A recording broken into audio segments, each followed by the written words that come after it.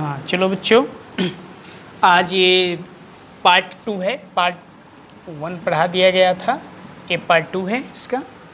हमने बताया था पिछली वीडियो में कि हमें जब भी ग्राफ निरूपण करेंगे, ग्राफ खींचेंगे दो रैखिक समीकरण का, तो हमें 3 रेखाओं से मुलाकात होती है। पहली रेखा ये है समांतर रेखा, जो एक दूसरे के क्या होंगी, समांतर होंगी। दूसरी हमने बताया था कि जो किसी न किसी बिंदु को पर एक दूसरे को काट देंगी, जिसको हम बोलेंगे प्रतिच्छेदी रेखा। बात समझ में आ रही है?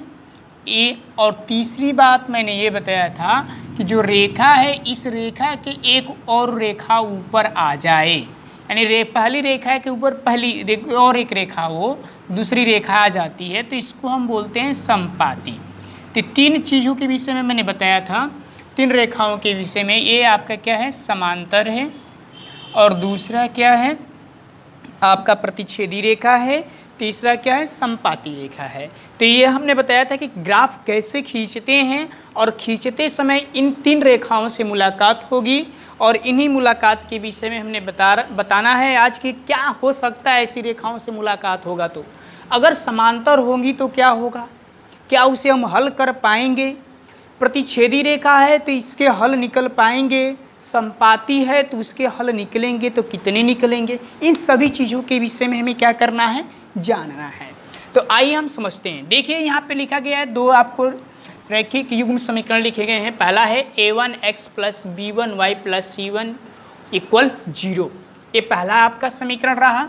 दूसरा आपका समीकरण है a2x + b2y + c2 = 0, ये आपका दूसरा समीकरण है। ठीक है ना? तो इन चीज़ों को समझना है। तो देखिए इसके लिए क्या कंडीशन है, इस कंडीशन को ध्यान से, और यहाँ पे ध्यान दीजिएगा, 2 शब्द लिखा हूँ मैंने। ये क्या लिखा है, संगत युग्म, और दूसरा लिखा है असंगत युग्म। इन बातों को समझना है। तो समझ लीजिए, सीधी सीधी भाषा में समझ लीजिए। इसको थोड़ा मैं इरेज कर देता हूँ, इस बात को समझें ध्यान से। देखिए संगत युग्म का मतलब क्या कह रहा है। संगत युग्म का मतलब ये है, संगत युग्म ये लिखा है। इस संगत युग्म का मतलब ये है कि अगर 2 रैखिक युग्म समीकरण हैं, जैसे मान लीजिए पहला आपका समीकरण a1x + b1y + c1 = 0, और दूसरा मैं लिखूँ a2x + b2y + c2 = 0, यानी आपके पास 2 समीकरण है। अब कह रहा है कि ये संगत युग्म है। संगत युग्म कम से कम इनका एक हल जरूर होगा, यानी संगत युग्म में क्या होगा, हल इनका एक क्या है, आवश्यक है, ठीक है ना? यानी इनका संगत युग्म का मतलब समझ लो कि उनके लिए जरूर ना जरूर कहीं से कहीं इनका एक हल मिल जाएगा, उसी को हम संगत युग्म कहते हैं। बात समझ में आ रही है? देखिए कह रहा है कि संगत युग्म का मतलब यह है कि ऐसा जो हमारा समीकरण अगर दिया है, तो इन 2 समीकरणों में कम से कम इनका कोई एक हल जरूर होगा, और जब एक हल मिल जाएगा उसी को हम क्या कहेंगे, संगत युग्म कहेंगे। असंगत युग्म में यह होता है कि इसका कोई हल नहीं होता है, इसका कोई हल नहीं मिलेगा, कोई हल नहीं मिलेगा। ठीक है ना? जिसका कोई हल ही नहीं मिलेगा उसको बोलेंगे असंगत युग्म। इस बात को थोड़ा ध्यान देंगे, ये थोड़ा कन्फ्यूजन पैदा करता है, लेकिन इस बात को ध्यान देंगे कि संगत युग्म का मतलब है हल एक आवश्यक है, मतलब उसमें हल क्या होगा, एक होगा, मिल जाएगा आपको, लेकिन असंगत में आपका कोई हल नहीं मिलेगा, इसलिए इसको असंगत युग्म कहते हैं। अब बात ध्यान दीजिए कि हमें करना क्या है, इस बात को ध्यान देना है। ठीक है ना?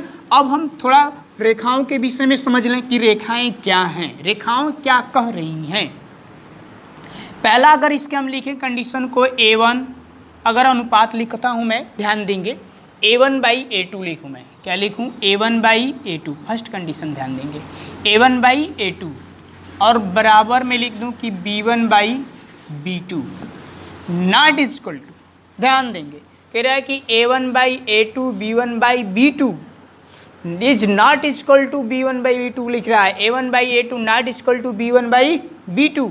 तो आप समझ लीजिएगा कि किसकी बात कर रहा है, प्रतिच्छेदी रेखा की, प्रतिच्छेदी रेखा की, किसकी बात कर रहा, प्रतिच्छेदी रेखा की। और जब प्रतिच्छेदी रेखा की बात कर रहा है ना, कर रहा है, तो इसको ध्यान दीजिएगा कि इसका एक अद्वितीय हल होगा, अद्वितीय हल होगा। अद्वितीय हल का मतलब कहीं ना कहीं इसका हल होगा, जिस बिंदु पर काटेगा वही इसका क्या है, हल है। बात समझ में आ गई। जैसे मान लीजिए आपको रेखा ये है, ये दोनों रेखा आप मान लीजिए क्यू पे काट रही हैं, तो क्यू पे इसके निर्देशांक हमको निकालेंगे और यहाँ पर जो इसका निकलेगा वही इसका क्या होगा, हल होगा। बात समझ में आ रही। यानी प्रतिच्छेदी रेखा जिस बिंदु पे काटेगी वहीं पे उसका हल मिल जाएगा, इतना बात को ध्यान देना है, ठीक है ना। तो ये प्रतिच्छेदी रेखा होगी। a1/a2 x लिखा है कि a1/a2 not equal to b1/b2, तो ये प्रतिच्छेदी रेखा होगा, इसका क्या होगा, अद्वितीय हल होगा। बात को ध्यान देंगे, ठीक है। अब ध्यान दीजिए, इसको इस तरह से मैं दर्शा दे रहा हूँ, तो इसको समझ लीजिएगा कि क्या है। मान लीजिए एल है, ये एम है और ये क्यू पे क्या कर रही है, काट रही है। दूसरी कंडीशन लिख रहा है कि यदि a1/a2 equal b1/b2 as not equal to c1/c2, तो समझ लीजिएगा कि क्या है, समांतर रेखा है। क्या है, समांतर रेखा है। और जब समांतर रेखा है तो आप समझते हैं ना भैया कि समांतर रेखा जब होगी तो एक दूसरे को कभी काटेगी नहीं, और जब ये एक दूसरे को काटेगी नहीं तो इसका कोई हल ही नहीं निकलेगा। तो लिख दूं मैं कि इसका कोई हल नहीं होगा, इसका कोई हल नहीं है, इसका कोई हल नहीं है। समझ में आया।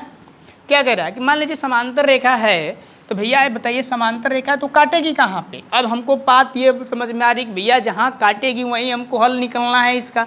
तो मान लीजिए एक दूसरे को कभी काट ही नहीं रही है, तो कहाँ से हल निकलेगा, हल निकलेगा नहीं निकलेगा। तो समांतर रेखा है तो देखिए दोनों जब समांतर रेखा हो जाएंगी इसका कोई हल नहीं होगा, वो एक दूसरे को कभी काटेंगी ही नहीं, तो हल ही नहीं निकलेगा। तीसरी कंडीशन बता रहा है कि a1/a2 equal b1/b2 equal c1/c2 हो।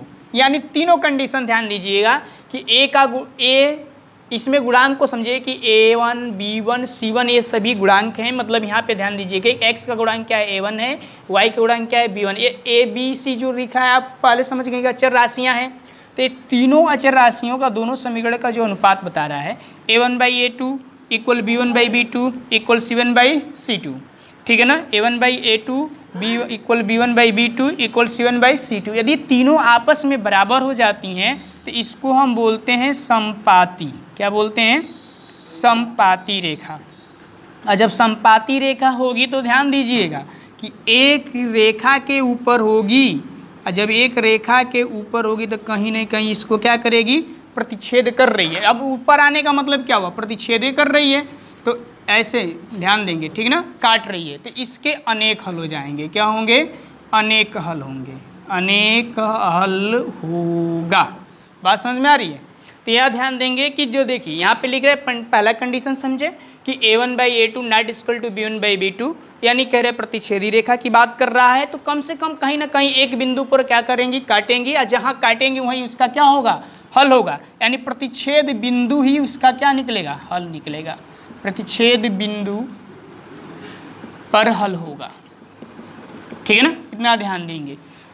अब कह रहा है कि a1/a2 दूसरी condition a1/a2 equal b1/b2 not equal to c1/c2, यानी ये कह रहा है कि समांतर रेखा हो जाएगी। जब ये समांतर रेखा होगी तो ये दूसरे को कहाँ कर काट रही हैं, जब एक दूसरे को प्रतिच्छेद ही नहीं करेगी तो इसका कोई हल नहीं होगा। और तीसरी कंडीशन लिख रहा है कि a1/a2 equal b1/b2 equal c1/c2, यानी तीनों कंडीशन आपस में जब बराबर हो जाती है तो समपाती होती है। यानी समपाती का मतलब एक रेखा के ऊपर दूसरी रेखा। तो अब जो दूसरी रेखा होगी तो ये हर जगह काट रही है, हर जगह प्रतिच्छेद कर रही है, इसलिए इसके क्या होंगे, अनेक हल होंगे। तो इस बात को ध्यान देंगे और बाकी सब अगले वीडियो।